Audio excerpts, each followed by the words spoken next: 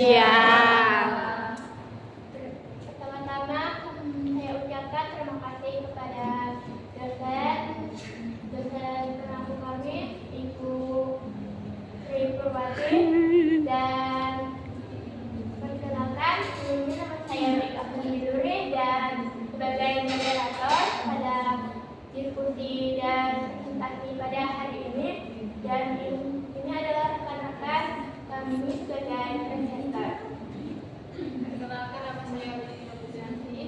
Dan saya Mulia Sari. Pada hari ini kami akan membahas presentasi tentang PSAK 30 tentang akuntansi leasing. Kepada pemateri kami persilakan. Baik. Pada saat ini saya akan menjelaskan apa itu PSAK 30. PSAK 30 mengatur tentang perlakuan akuntansi untuk transaksi sewa atau leasing, baik dari sisi lessee, penyewa maupun lessor pemberi sewa. PSAK 30 dibagi menjadi dua, yaitu sewa pembiayaan finance leasing dan sewa operasi leasing. Pembedanya itu apakah secara substansi risiko dan manfaat kepemilikan aset berpindah atau tidak. Catatannya, PSAK 30 kini sebagian besar telah digantikan oleh PSAK 73 tentang sewa yang berlaku efektif per 1 Januari 2020 yang menghapus kualifikasi sewa operasi untuk leasing.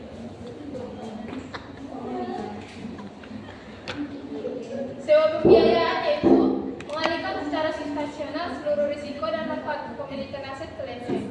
Sewa operasi yaitu sewa selain sewa pembiayaan di mana risiko dan manfaat kepemilikan tetap pada lessor.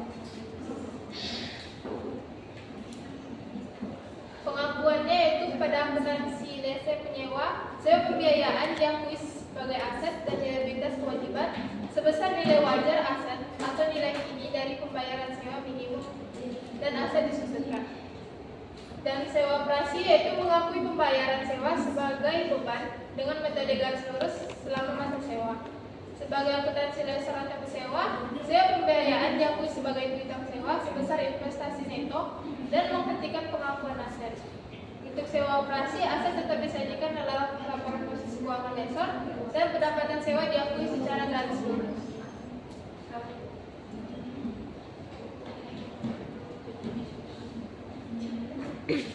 Nanti kok soal di mana?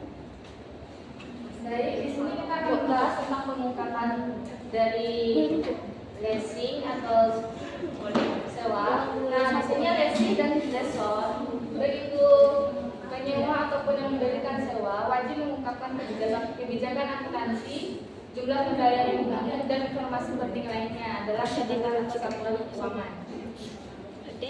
Terus di sini dalam pengungkapan laporan keuangannya, perusahaan harus mengungkapkan yang pertama itu adalah nilai tercatat aset sewa, yang kedua rincian pembayaran sewa minimum, yang ketiga jangka waktu sewa, yang keempat kebijakan yang berlaku untuk akuntansi leasing, dan yang kelima itu kewajiban sewa yang belum dibayar atau utang tercatat.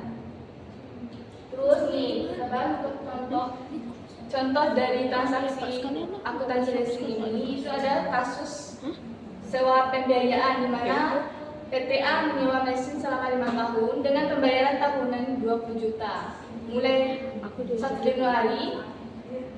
Nah, pembayaran tahunan 20 juta ini mulai dari 1 Januari. Nilai wajar mesin ini 100 juta dan tingkat bunganya adalah 10%. Maka pada saat tanggal 1 Januarinya kita akan mencatat mencatat aset hak guna dan kewajiban sewa ini, di mana di debitnya itu aset hak guna mesin senilai 100 juta dan di kreditnya adalah utang sewa atau kewajiban sewa senilai 100 juta.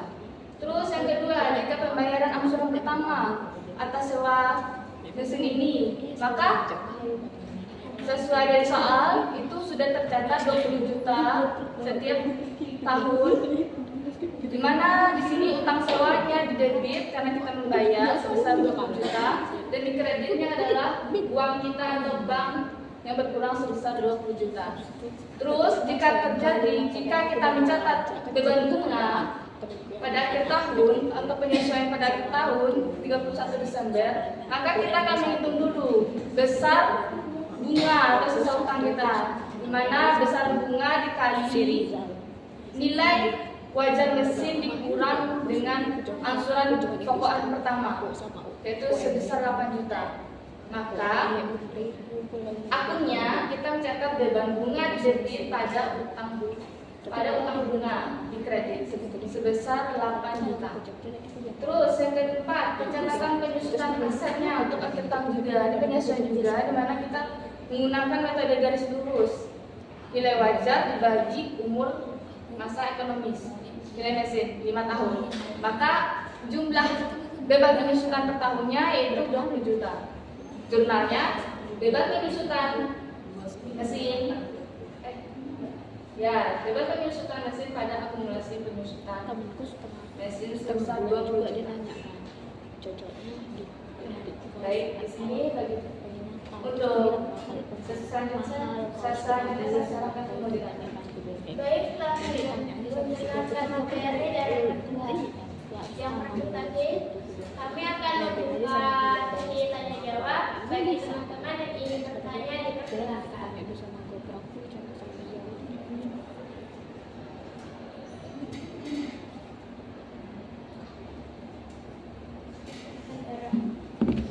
Baik, saya dari kelompok 8 ingin bertanya, jika masa sewa lebih pendek dari umur ekonomis aset tetapi nilai pembayaran sangat besar, apakah tetap bisa dikategorikan finance lease?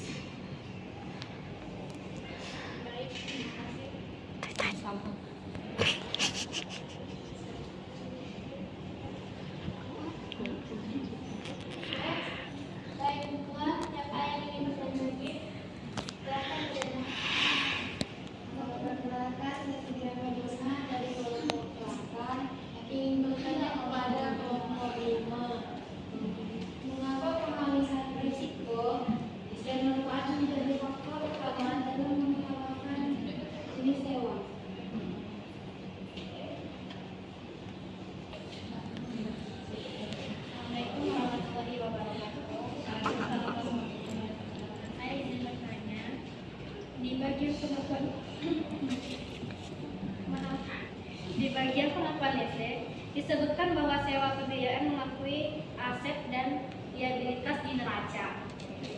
Jika sebuah perusahaan sengaja mencatat semua sewanya sebagai sewa operasi, padahal seharusnya pembiayaan agar utangnya tidak terlihat besar di neraca, apa dampaknya terhadap rasio utang terhadap perusahaan tersebut? Apakah ini bisa dianggap sebagai manipulasi laporan keuangan?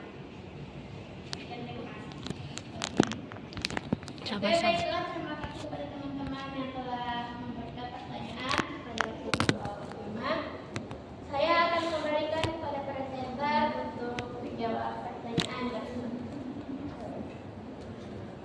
Baik, saya menjawab pertanyaan dari Siti Rawani.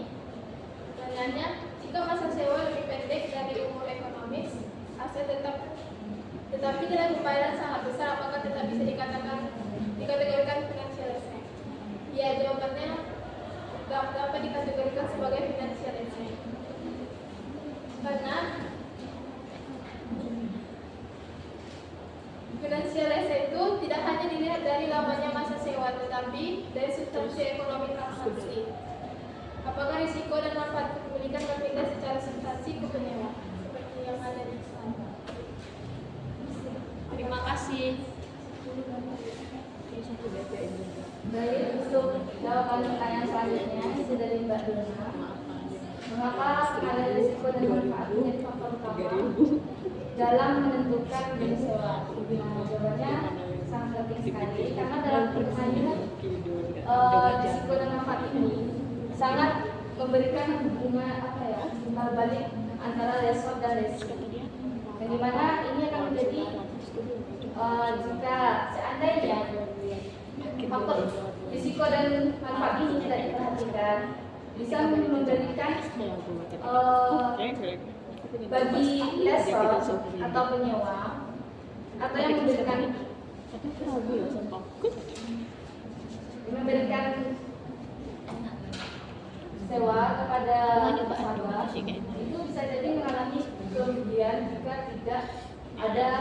nasabah untuk melakukan menyewa atas barang yang disewakan tersebut.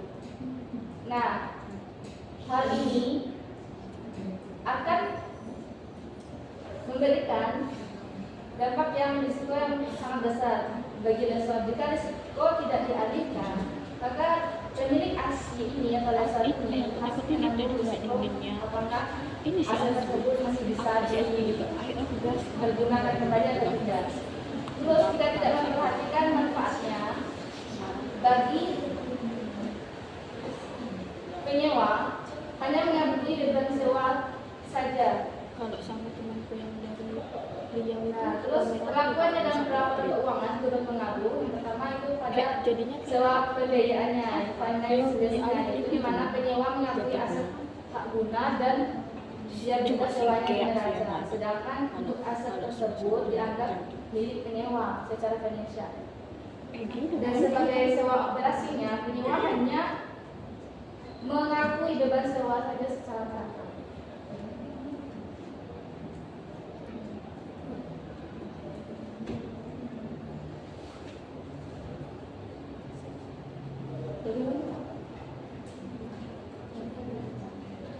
Nah, untuk pertanyaan selanjutnya itu pertanyaan dari Hari.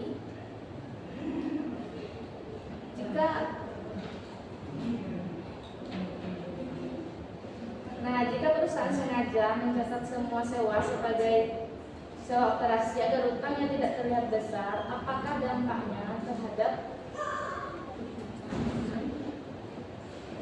debt of equity ratio-nya? Maka di sini apakah termasuk manipulasi? Nah, jawabannya ya, karena bisa dikategorikan sebagai memanipulasikan laporan keuangan. Karena di sini dalam penyusunan laporan keuangannya tidak sesuai dengan standar, itu SHK 30. Terus yang kedua juga dapat menyesatkan pengguna laporan keuangan, misalnya itu pihak manajer maupun pihak eksternalnya.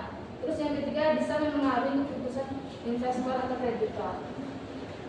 Terus yang dalam audit ini bisa dianggap sebagai salah saji material, di mana di sini bahkan bisa masuk kategori fraud atau kecurangan yang sengaja.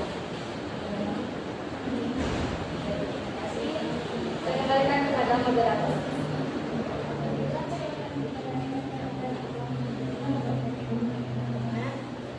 Baiklah, sekarang saya akan menyampaikan kesimpulan dari presentasi kali ini.